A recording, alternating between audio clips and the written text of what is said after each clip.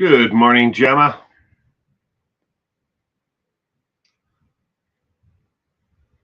I know the holidays can be overwhelming, but again, my best advice is do as little as possible. Just relax, let it all go, let yourself feel the highs and lows of it all. 'Cause I know for my son, it's pretty overwhelming because he has sensitivity to lights, sounds, and more people around. He gets overwhelmed easily. So I spent my time between keeping him calm and then cooking and going back and forth. I always do, and it can be overwhelming for me a little bit, but I can deal with it a lot more than he can. Good morning, Kitty Coo. Welcome to this morning's page two news. Pippa Dot, good morning.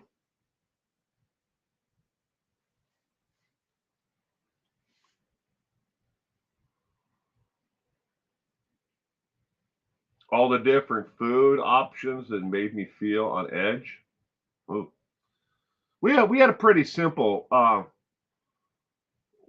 meal plan that I made. We made I made two hams, mashed potatoes, dressing or stuffing, whichever you call it. It's more stuffing. There is a difference. One's more cornbread oriented than the other. Um, and then we had like veggie trays, like vegetables, carrots, celery, olives, pickles, uh, cucumbers, broccoli, cauliflower, stuff like that. And then we had pies, um, green bean casserole for my niece. Um, she's the only one that requests it. She's not the only one that eats it. I mean, the whole thing, was gone. But and then green salad, and then all the stuff for that. Good morning, Gayla. But we didn't have too much. I mean, that's scaled down a lot from what we do for Thanksgiving.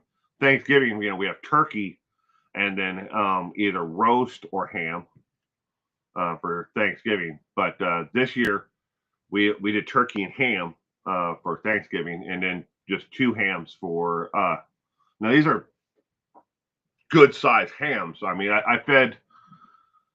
See, there were 16 in the first group, and then like four of them faded out because they had to go to work later on. And then we had seven more come later on who stayed around for they ate and then they had dessert and we all played Cards Against Humanity. Remember, yes, Kitty Coo, remember to be on all messages or live messages and not top chat. I was in on that lines, Kitty Coo. I was in a stream yesterday. Um, it was Duty Ron's and Ed Wallace's Christmas thing.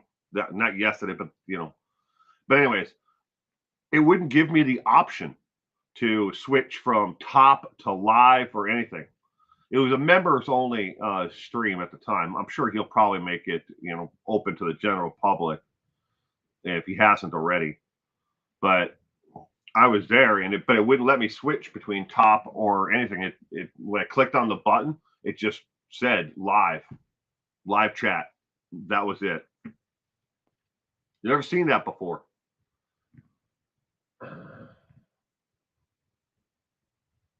His head still feels fuzzy. Yeah, that happens, sweetheart.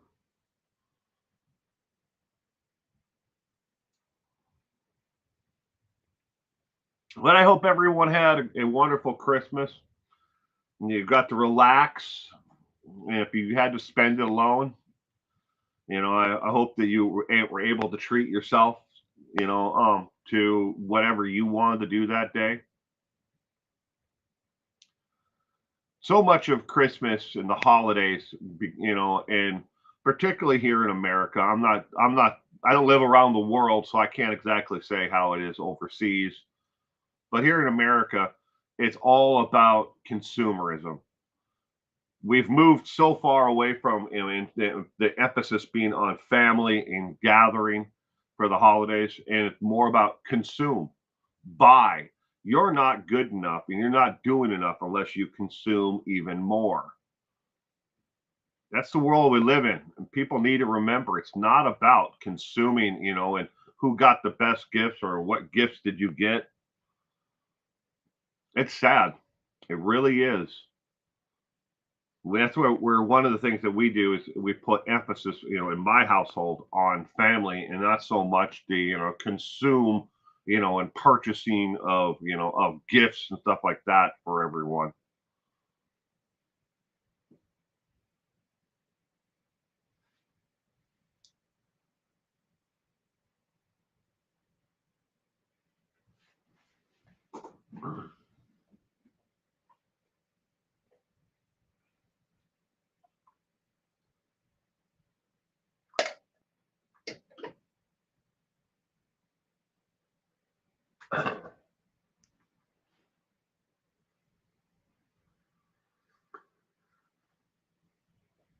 All right.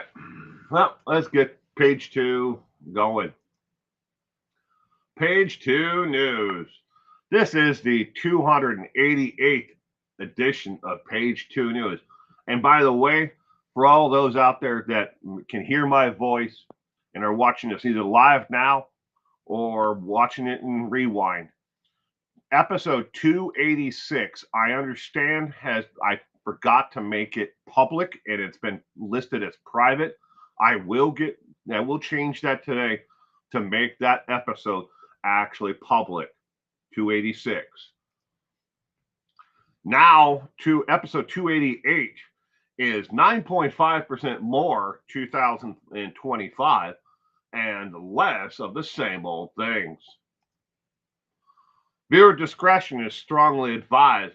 This morning's show and Crime Recap strictly adheres to the verified factual evidence. All information presented from sources from reputable agencies such as the FBI, the DOJ, and whenever applicable, Interpol and Scotland Yard. We do not engage in conspiracy theories, speculations, or unverified claims of all that may have occurred. If you are looking for that type of content, this program may not be the right fit for you. Thank you for your understanding and have a great day. Shout out to Gone Girl for the donation. And quickly, I want to come back to you from that screen to tell you about Gone Girl's donation. Gone Girl made a donation that I'm sure she originally meant for me to maybe buy something for my son or myself for the holidays, but we donated that money along with donations that were made on another stream to the Salvation Army. The Salvation Army during the Christmas holiday and Thanksgiving, for every $30 that they receive, they're able to feed a family of 5. And we donated her donation along with these other donations to feed people for the holidays. Yes, in the past we have volunteered actually at the their soup kitchen, if you call it that, their pantry, but we were unable to this year. Instead, making the donation, we were able to feed 20 people with her donation and the other donations together. We were able to feed 20 people who not necessarily were going to have a Christmas dinner or be able to celebrate the holidays with their family. Some of these people eat there at the actual shelter and outreach program, and others were fed by care packages, boxes of food that were delivered to their homes. But it went a lot farther that way and helped a lot more people than me just consuming and taking the donations in and using them for myself and being selfish. We need to think about our society and our community. If we really want things to change in this world, we start at the ground roots level. Caring about others is the most important thing that we can do. Now back to the program.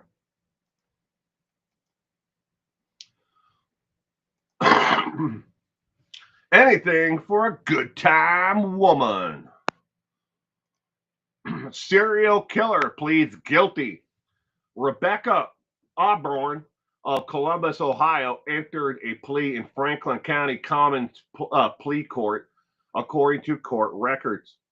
She entered a plea of guilty on 4 counts of first-degree murder and an agreement to drop 4 additional charges.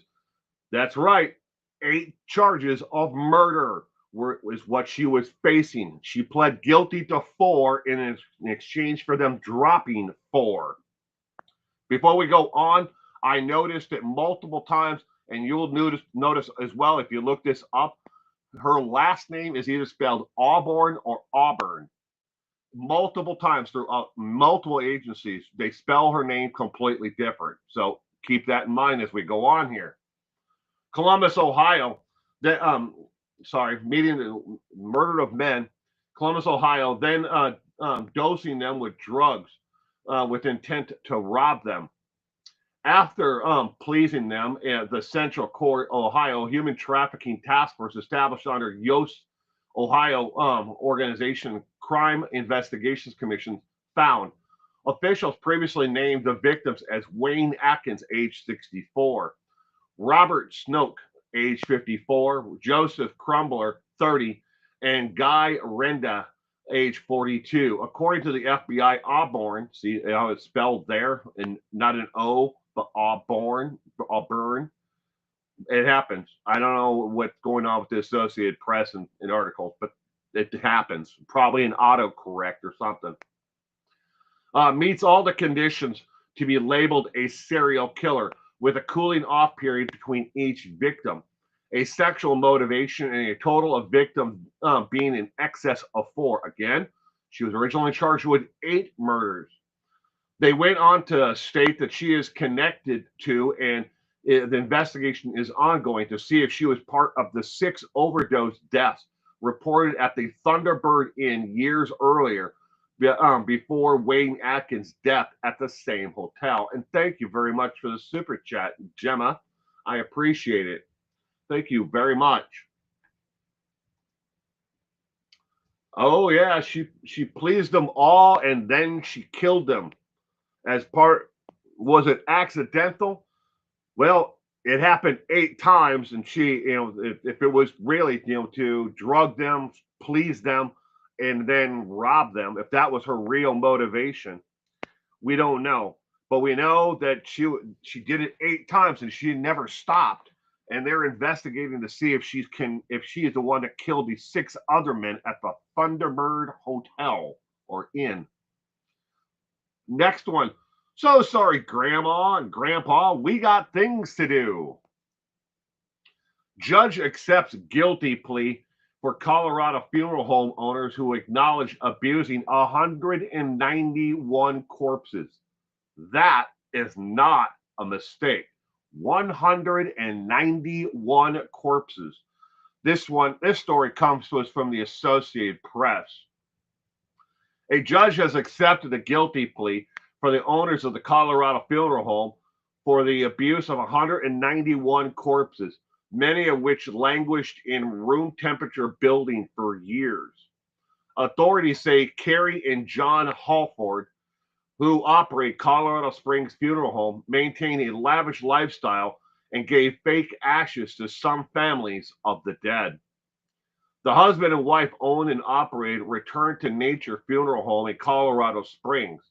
John Halford is scheduled to be sentenced on February 6th of 2026. Carrie Halford is set to be sentenced April 24th of 2026.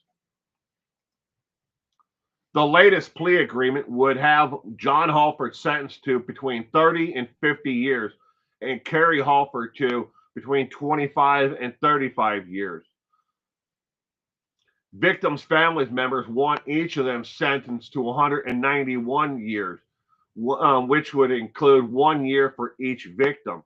The Halfords also admitted in federal court to defrauding the U.S. Small Business Administration of nearly $900,000 in pandemic-era aid for taking payments from customers for cremation, for funeral services, never performed. They're going to throw the books at John Halford, though, to make it an example out of him, when in actuality, most of the crimes and the blame belongs solely with Carey, who ran the day-to-day operations of the funeral home and defrauded the U.S. government. I want to give you an idea of what this funeral home looked like and how this discovery came about. So imagine, if you will, a square box. That's the outside perimeter of the building. There was a main door, you came in, a little lobby area, a receiving area, if you will, and then a hallway that went straight forward, that went all the way to the back to where the bodies were taken care of. They did the makeup and the dressing for people for for viewing. Over to the right side, because this is my right hand. I know even it looks like it's on the left here, but this is my right hand. On the right side, there were two rooms with chairs and like a little stage area and a podium. Two separate rooms where there they would have funeral services for, people would sit, with the body before it was going to be taken away, either to be buried or to be cremated. But they had the two services room on the right side.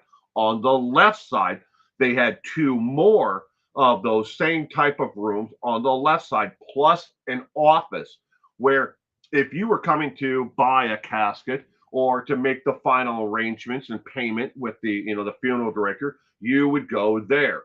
Again, this not counting the far back room where they would actually do this, get the bodies prepared for services. And I'm telling you all this for a reason. You got to hear the rest of this. So just past the office, before you went down the hallway, then got to that room where they actually took care of the actual victims for, display and stuff like that for services, there was a long wall that was there that nobody, if you looked at the building and you were inside, you'd be like, there, if the office wall stops here, but the next wall doesn't start until here. There was a hidden room in the actual building itself where they brought bodies in. They were in body bags, and they just took them off of the actual gurney and laid them on the floor. There were bodies stacked on top of each other in body bags, and there were also victims that were laid out on a makeshift, like, two-tier plywood and 2x4 structure. This is all according to the sheriff's department, who investigated and found the actual room. All right. So I'm not making any of this up, or, where did I get this information? It came from the sheriff's department. But these people, there was no cooling in this room other than air conditioning that would normally be blown in through a structure. So it wasn't like a cooler where you would put the bodies and then prepare them, as the services needed to be done. They just left these bodies there to languish and to rot away. Again, in some circumstances, they gave fake ashes straight out of like a fireplace to the victims' families as the remains of their loved ones. They were charged with 191 counts of abuse of a corpse. Some of these bodies were just there, and they're going to have, it's going to take years, because some of these bodies had been there for years, and identification of, like, oh, that's Uncle Bob. You can't do that because they're just skeletal remains now after years of just sitting in a room, rotting away. But again, they're going to throw the book at John and make an example out of him because of what his wife did. She was a day-to-day operation. She's the one that knew this room was there. He may have known it was there, but he didn't know that they were stacking bodies up in it. At least that's what the evidence points to. And the FBI agrees with that as well. But they're going to make an example out of him. But they're going to be sentenced. He's going to be sentenced in February, and her in April. In case you're just tuning in now and you want to know what tomorrow night's trivia, Sunday night's trivia is, it is the Wesson family murders. Is tomorrow night's trivia subject matter?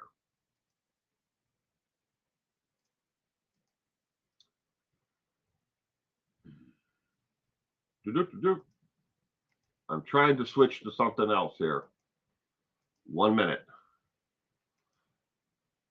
All right. I hope that you can see on your screen right now Kelsey and his girlfriend, who you all know. That's Kelsey from the Kansas City Chiefs, and his girlfriend's somewhat famous, but them kissing on that's what you should see on your screen right now.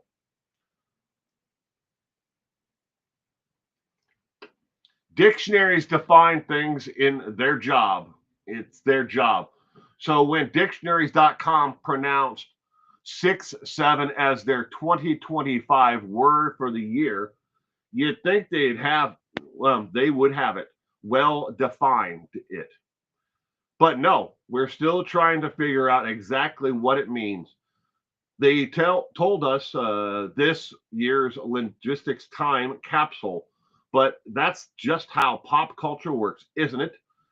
Who's to explain why parents alone in their cars were suddenly singing Up, Up, Up from the K pop Demon Hunter song, or why the Venn diagram of the pop culture zoology was the cryptid that emerged victorious and beloved. Goodbye, Moo Dang. You're adorable, but it's so 2024.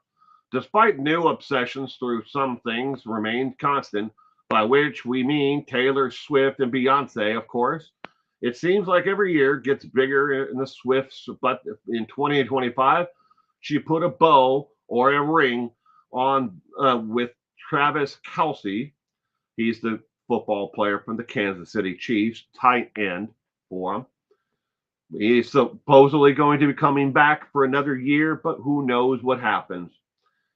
Um, they announced their English teacher and their gym teacher are getting married as Beyonce, the musical goddess, finally won the Best Album Grammy she long deserved and on tour introduced a new force, her daughter, Blue Ivy.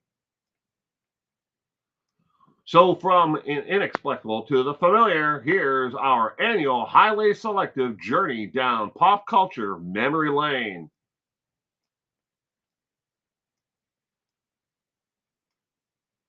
January.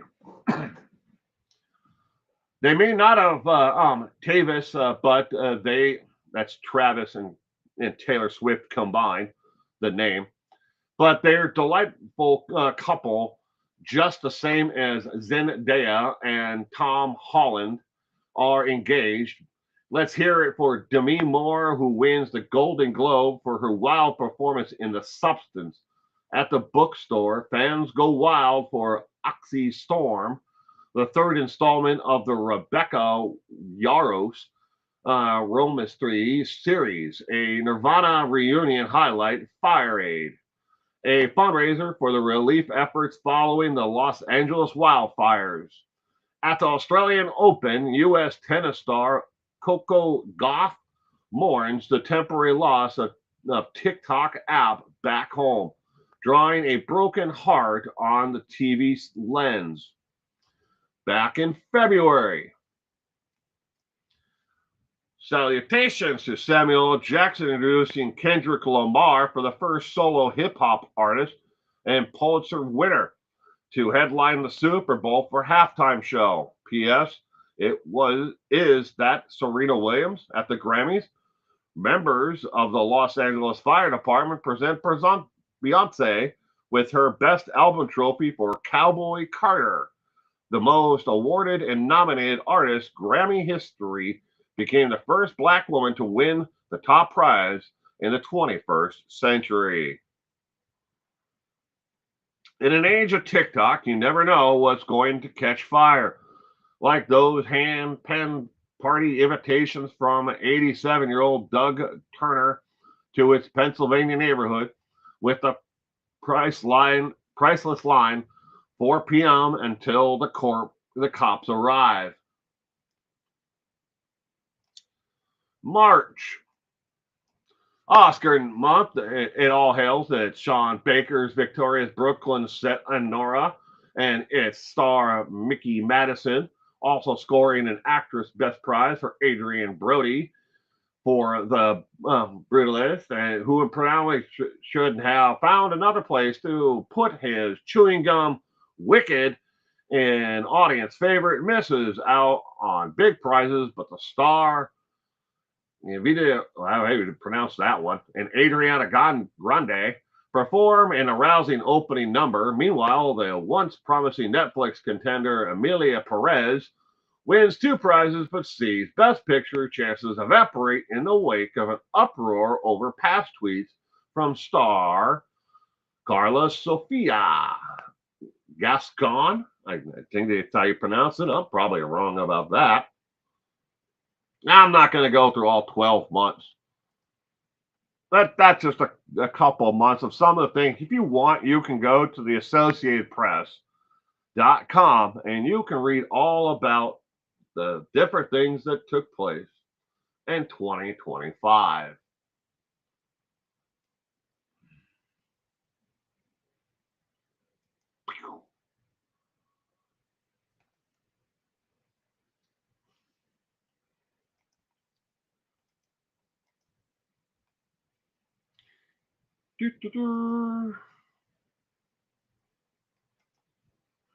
And back to me. I'm still here.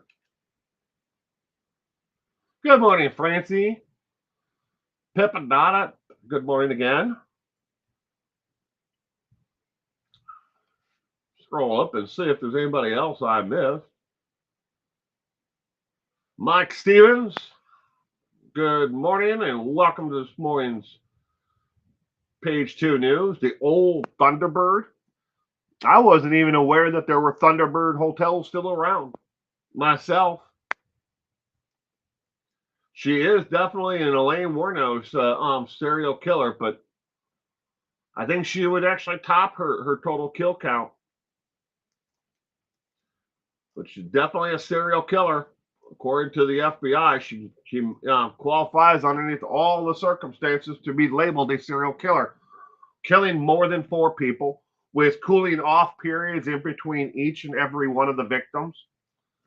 Did she kill 8 or did she kill 14? If one drug accidental overdose when trying to rob someone after pleasing them, that's one thing. But happening 8 times or 4 times or 16 times, yeah, that's not a mistake anymore. What am I doing today, Pippadot? Not much. Do we have anything more about Rob Reiner's murders? No, Francie. Right now, there's a lot of people talking about, on the Rob Reiner and the murder of Rob and his wife. Could have been. They're talking. A lot of outlets are talking about and sharing and rehashing the same story, that there was a possibility that the whole thing could have been avoided, but we don't know that for sure at this point. So it's up in the air.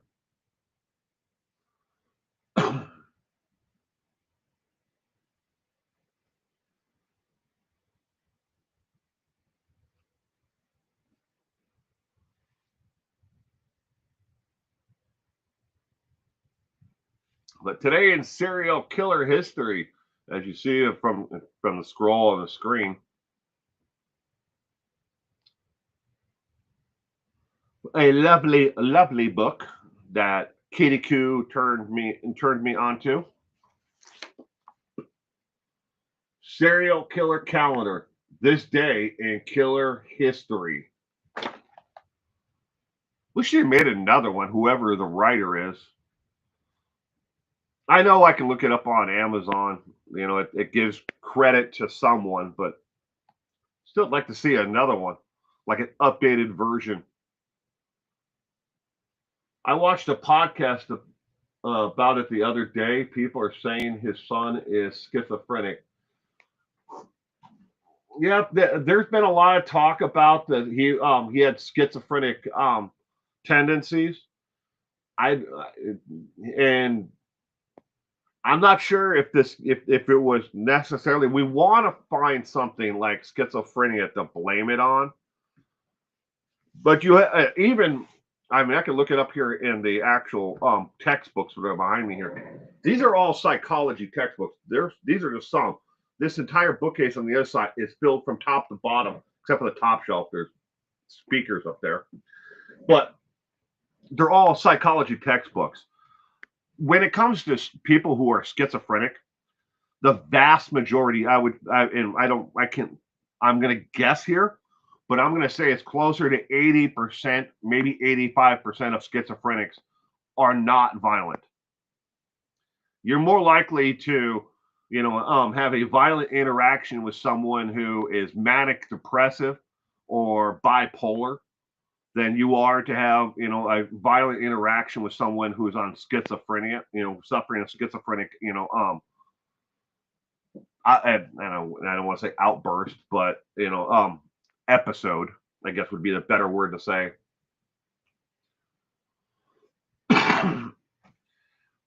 But that's the media, though. You have to understand, we as society, we love to be able to take a violent situation like the murder of Rob Reiner and his wife, and we want to be able to put it in a nice little box and say this is why he did it. We put it in that box and we say that's why he did it because he's schizophrenic.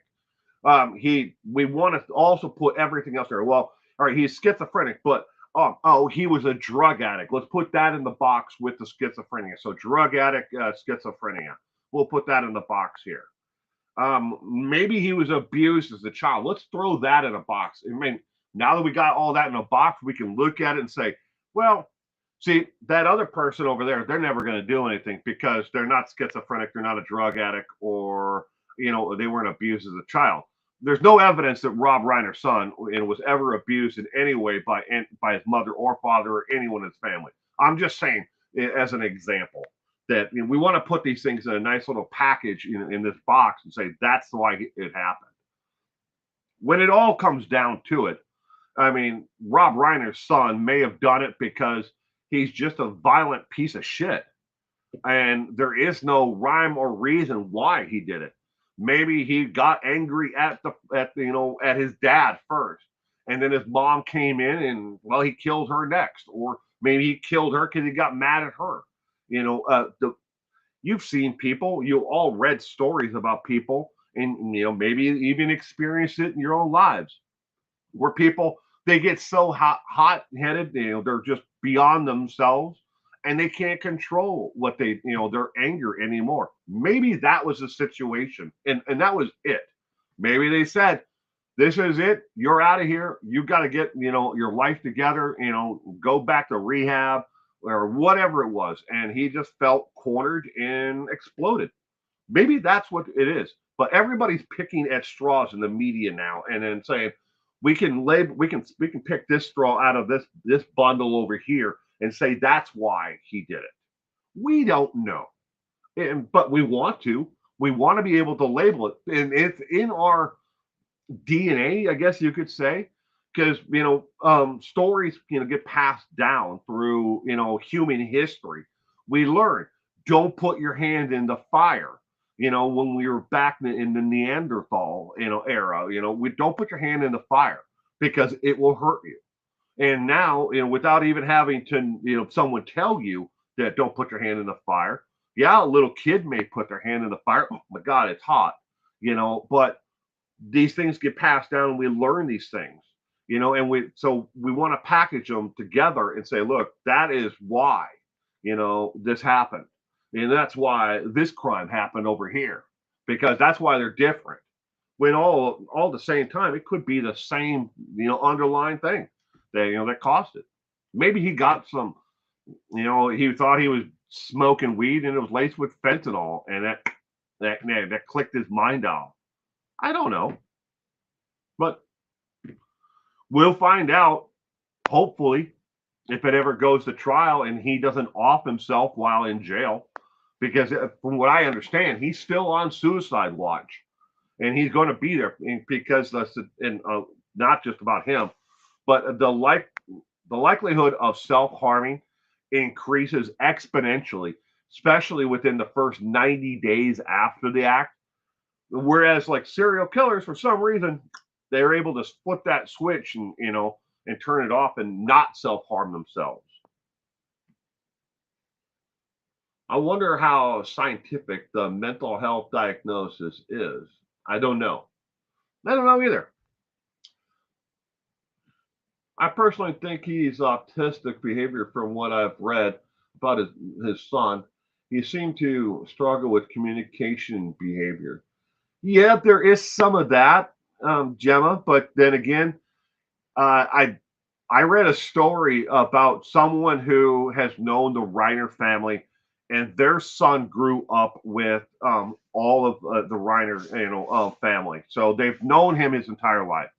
The entire thing was written off of the record, so it doesn't. I can't contribute it to one individual and their child, but from what I learned is he started using and abusing alcohol at a really young age because he had access to it and he found it enjoyable at a really young age. And when I say a really young age, it was the age of 7 when he started drinking alcohol and started abusing alcohol, where it became an issue and the family knew about it by the time he was 11.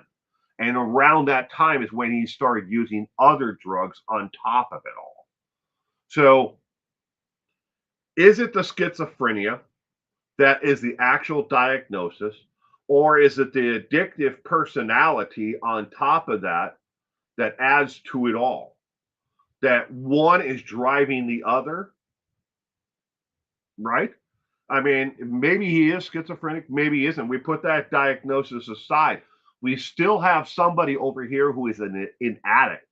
We know, and there's been countless stories about the Reiner family doing tough love, putting him through rehab, trying to get him back on his feet, trying to get him to help over and over and over again. They tried, they did their best. But when it comes to an addict, if anybody who's ever had to deal with an addict, you can want them to stop. You can want them to change their behavior, but until they actually hit rock bottom themselves, and what you say is rock bottom and what they consider rock bottom are completely different. Until they're willing to actually do it, and take on that, it doesn't matter how many times you put them through rehab, 10 times, 50 times, it's never going to take, because inside of their addict mind, they still think that there's a chance.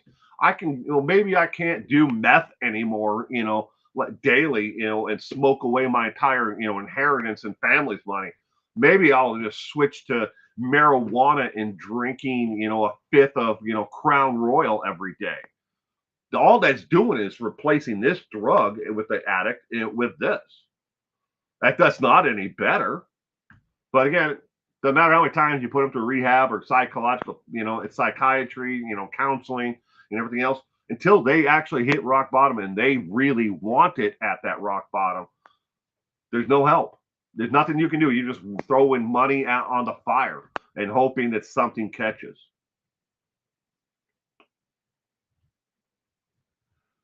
Wow, that is really sad. I think the addictive personality is the trigger. It could very well. I mean, but I'm sure the addictive personality and along with other things on top of it.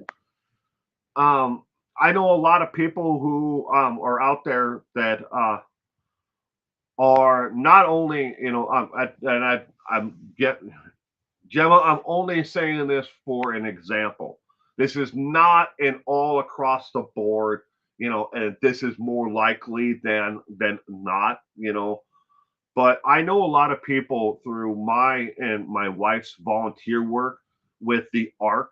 which is a nonprofit organization that helps. And we work.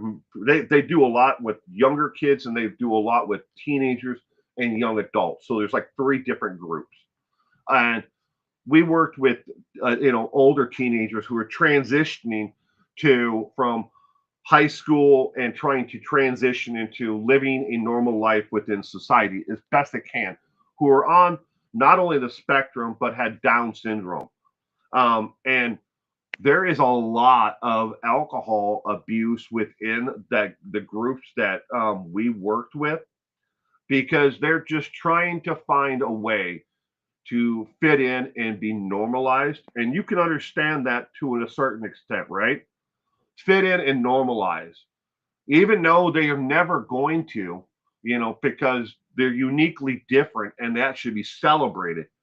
They feel like they're on the outside looking in on society because society doesn't include them, because again, all these other groups are on the outside, and we normalize, we say this is normal when they want to be part of that, but they for some reason they feel that using alcohol and other things will make them calmer, normalized, and within that, and be part of society more.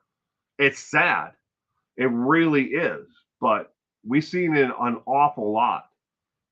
Now, don't take that the wrong way, and anybody out there and say, look, there are people who are on the spectrum or have Down syndrome or other issues or abusing drugs. I'm just using it as an example, okay, from my own personal experience.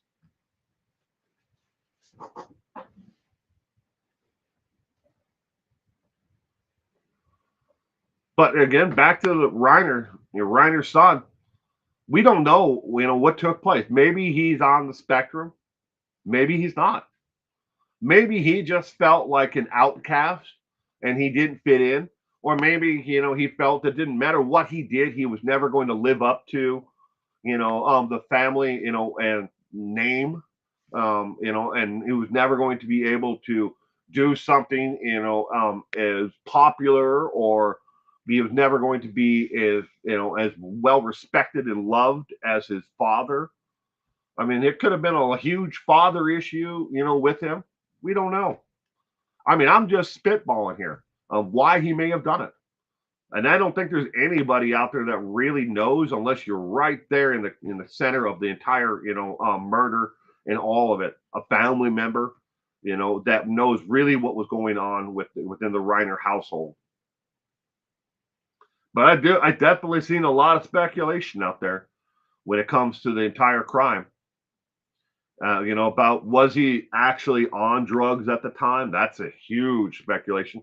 There, was and people trying to track down his previous, dealer. Did you sell him drugs? They're trying to find that aspect.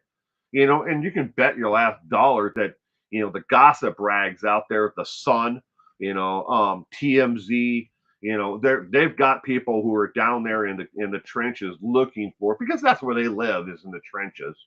They're trying to find that source. Did you sell drugs to him on this day, the day he murdered his family? Well, then if they can find that person, then they're going to say he was on drugs. He was high as hell, higher than the Empire State Building. You feel like an outcast all the time? I don't think you're an outcast, sweetheart. I don't think you're an outcast at all. I think society needs to look and learn from what is actually beneficial of it. And society has gotten lost in so many different ways. That politics, we learn to hate the other side and never listen to anything or give any value to what the other side has to say, because this is my person, this is my party. They want us to march down that line. Society wants us to march down the line of this is what's normal and this is what I'm going to support. What we need to do is look at all the uniqueness within our society and the world at large, and embrace the differences that we have, not exclude them, embrace. So you shouldn't feel like an outcast. If you do, you need to find a better group of people to be around. Kitaku says the gossip is always the worst. Oh yeah. I mean, look at what happened after the Christopher Watts and the Watts family murders. I mean,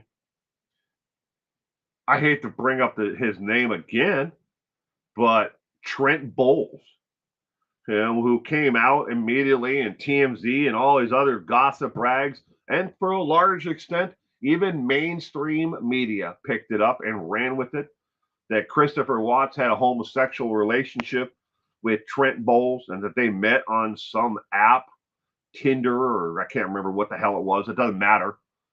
But anyways, and then the whole thing was a lie, and Trent Bowles admitted it was a lie, but he got his 15 seconds of fame. That's all that matters.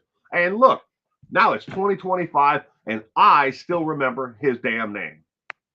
And I remember what he looks like, too. That's sad. That's the way our memory works. That name was attached and is always going to be attached to the entire Watts murders, even though it was a complete lie. I like Trump, but let's face it, he's a bigot. I have voted for him every time, but I don't agree with him attacking the illegals or trans people. Well, at least you realize that, Mike. I would also throw in there that when it comes to Trump being a bigot, I would also say that he's a religious zealous and extremely hatred of other religions and not understanding or caring. Don't forget, this entire country was formed by people who were freeing, religious, persecution, and we wanted a country that was not centralized around a central religion. That is why we came to America and founded and stole all this land from the Native Americans and called it our own. Trump, signed a presidential, letter declaring the official, religion of America as Christianity. If you're anything other than a Christian, yeah, you don't belong. And he said that in multiple Truth Social posts since he became president the second time, that America is a Christian nation. He wants to strip the calendar of any, celebration or any type of federal holiday that may recognize anyone of color or of another religion other than Christianity. And that's wrong. That's all that's doing is dividing us and putting us in these little pockets again. And that's what they want. Divided, we're easy to conquer. We're the easiest nation to conquer out there if you divide us all up into tiny little groups. And we all hate each other in the next group next to us. That's messed up. I don't know who I voted for. I don't remember. I know it wasn't Kamala Harris. I did not vote for her. So we can always put our hat on that one. I didn't vote for her. I didn't like her politics. It wasn't her as a person. I didn't like her her fiscal record and what she stood for on in a lot of different aspects. She wants to to have a completely different view on it. Like, Biden screwed me. No, your message to the people out there is what got you not elected as president. But I don't remember who I voted for, but it wasn't Trump and it wasn't her.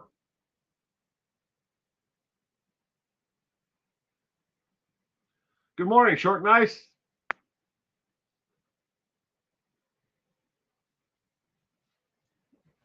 Yeah, let's see that. But again, that goes back to when I was saying, Mike, you can want to have voted for Kamala.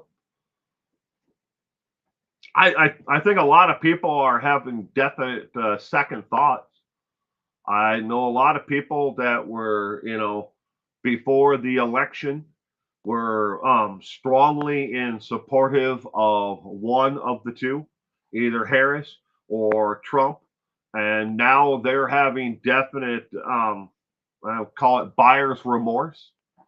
They want to, they wish they would have voted another way or for someone completely different from the top three, or the top two, because we only have a two-party system, and we're always going to get exactly what we deserve as long as we have a two-party system.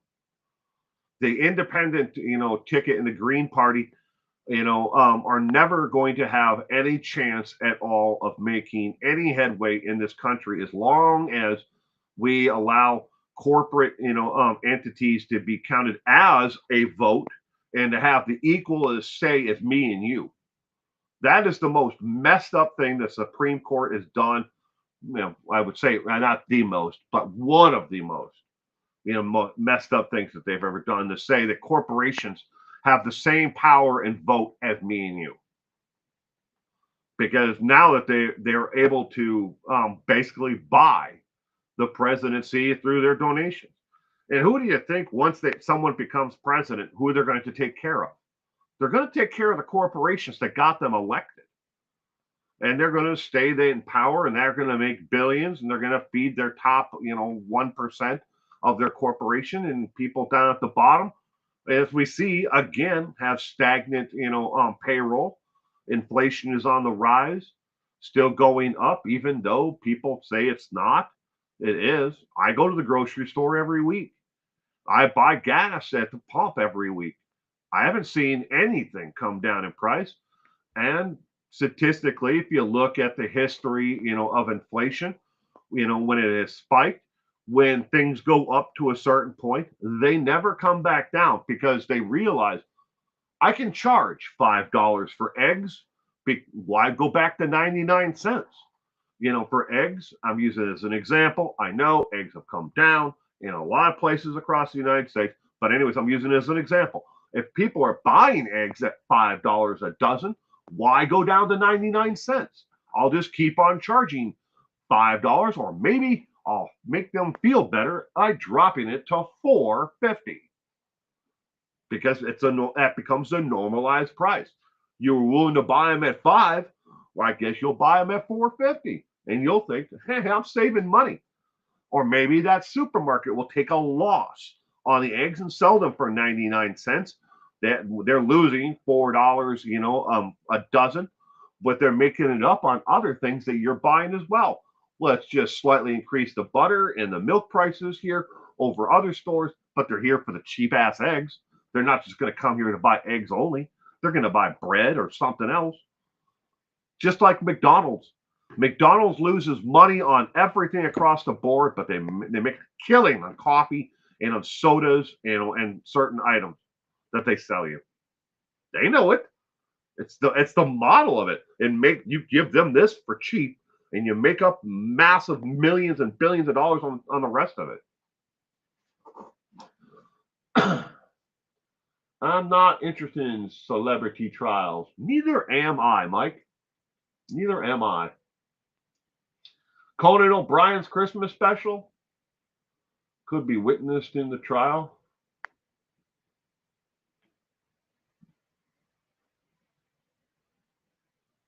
But that's the world we live in, though.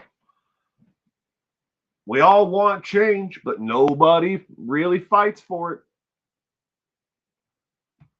Fight for change in this world. If you really want a different outcome, you got to start at the bottom, ground roots, and start with your city council or your school board and fight from there.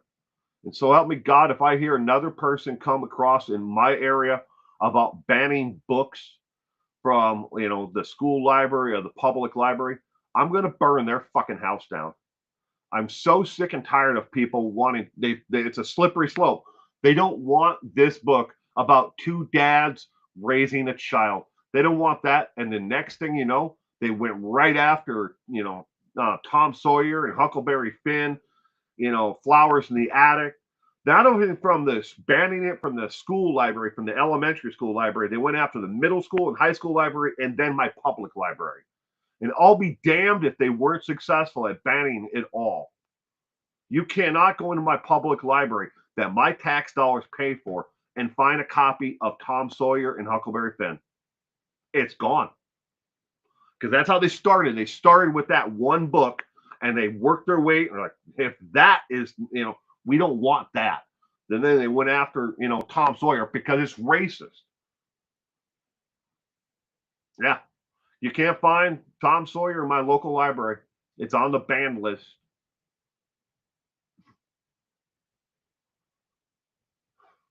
It just boils my to the end. The printed word is more important today than it ever has been. You have something in digital format, it's here today, gone tomorrow. You can erase the digital footprint of anything. Tomorrow afternoon, you can delete the entire Washington Post and all of its history of newspapers and publications with one click. It's gone. Could it ever be retrieved? Maybe, maybe not. Hopefully there's a backup copy somewhere of the whole thing. But if it's in print, someone, somewhere, Library of Congress, someone's going to have a copy of it.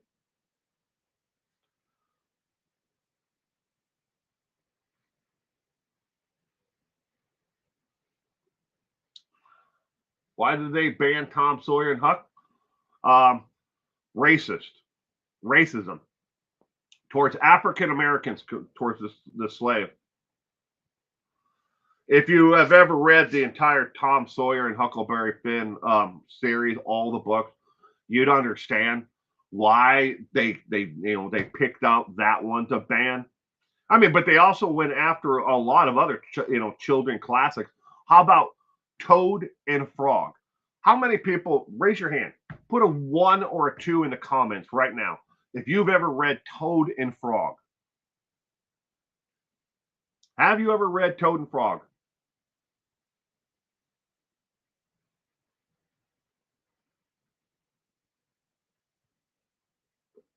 Mike, you don't read?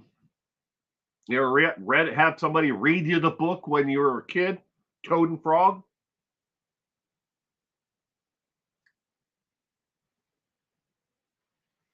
Because you might be surprised. Put a 1 in the comments if you've ever read it. Gemma's read it, or had somebody else read you Toad and Frog. Hayward Holman, good morning.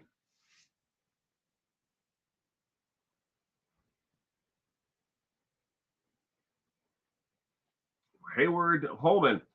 Well, ladies and gentlemen, if you've ever read or had somebody read you Toad and Frog, I hate to break the bad news to you, but you can go online and you can find this, what I'm about to tell you, and it's 100% truth. Okay? Toad and Frog. The story is not about a toad and a frog. The story is about a homosexual man who is trying to deal with his long-term relationship with his partner who will not commit to him. That's what it's all about.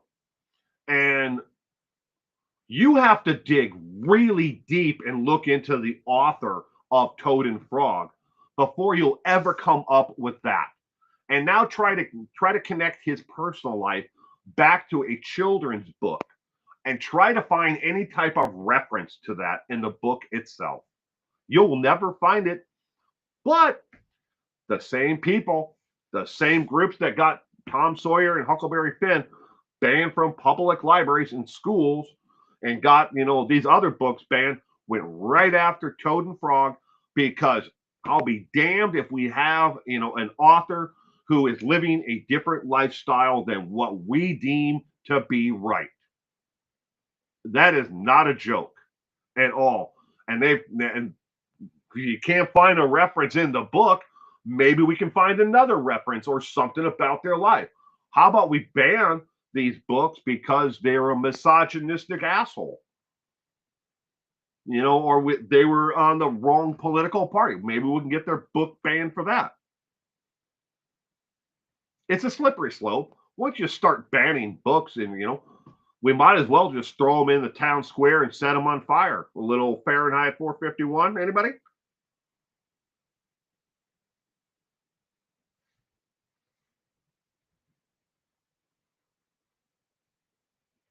That's why the printed word is more important today than ever.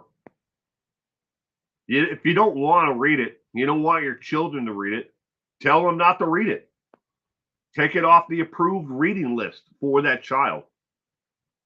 But there are other children out there who are being raised in different households where maybe their parents are more open and they have the time to actually explain to them. It's like the entire controversy over drag queen, reading time took place in two places, and none of them were dressed up like they're on the RuPaul freaking drag show.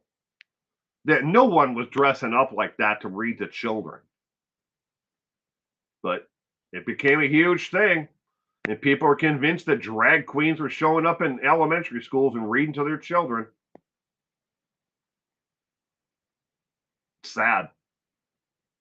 It's fucking sad. But not surprising at the same time. You give power to one group, and they're just going to run with it. Why would they ever change? Why would they ever stop? Eventually, only thing you're going to find in an elementary school library is the Bible, because goddamn, you better bullet. And that was on purpose, putting that, taking Lord's name in vain. They're going to make sure that is in the school library. Then we might as well get rid of a separation, church and state, because that's not needed. And they've been pushing for that ever since, they got power. But that's all you're going to end up with, is that. And maybe, see Dick run. Might get rid of him because we can't have the name of Dick.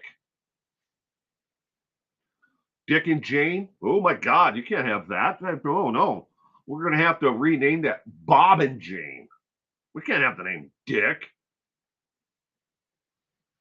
It's a messed up world when you look at it from, from all angles and see what people are doing.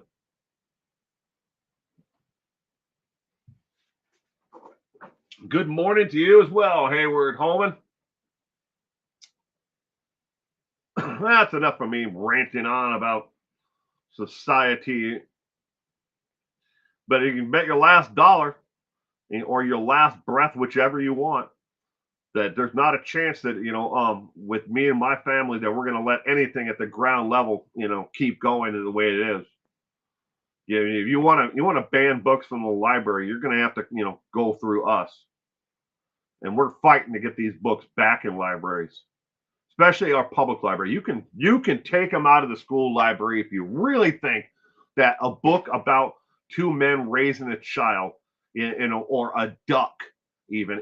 There's another one about two women who are, a couple who are raising a duck that got banned.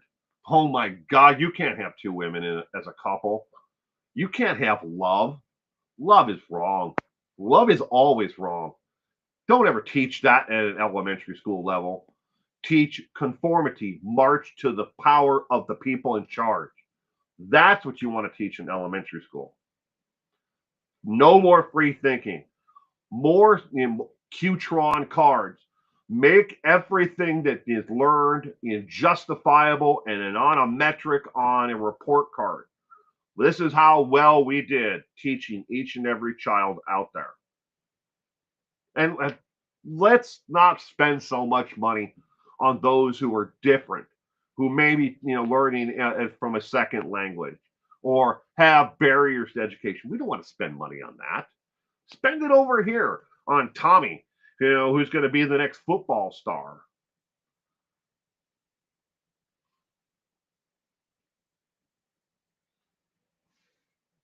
So I guess it's frozen waffles.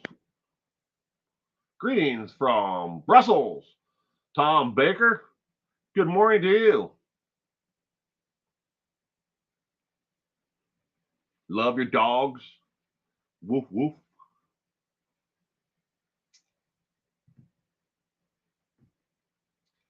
Well, I'm going to wrap up this morning's Page 2 News, but I want to thank everybody for not only being here, but letting me go on a rant about how much you need to stop doing what you're doing and think about the consequences for the future. But anyways, regardless, thank you everyone for being here for Page 2 News this morning. I hope that every one of you has a terrific day today. And I hope that when whatever you do, you find some form of happiness. If you're alone, sit and read a book, watch a TV show, treat yourself to something nice today. If it's your birthday today, happy birthday. In the meantime, tomorrow night, remember, it's trivia night. We are doing it on the Wesson family murders. Wesson, Wesson, Wesson. Wesson family murders. That's tomorrow night's trivia. That's at 4 p.m. Pacific Standard Time. And that's 7 o'clock Eastern, 12 midnight in the UK. So for you international viewers out there, I don't know what time it is in Brussels, but Tom. So I know it's 12 midnight for Gemma in the UK. So you have a great day today, is my point. Bye.